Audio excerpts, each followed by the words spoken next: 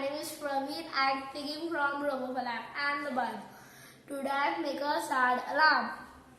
The parts I have used are gears, motor, smart hub, still sensor and many more parts.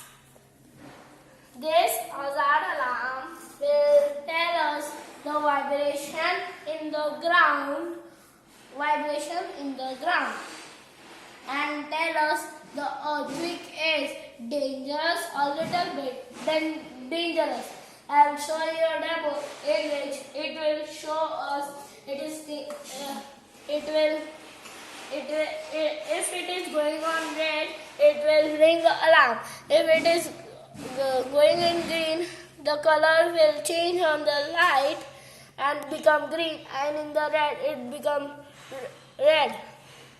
And this is my programming I used to make this model from Hero 2.0 kit.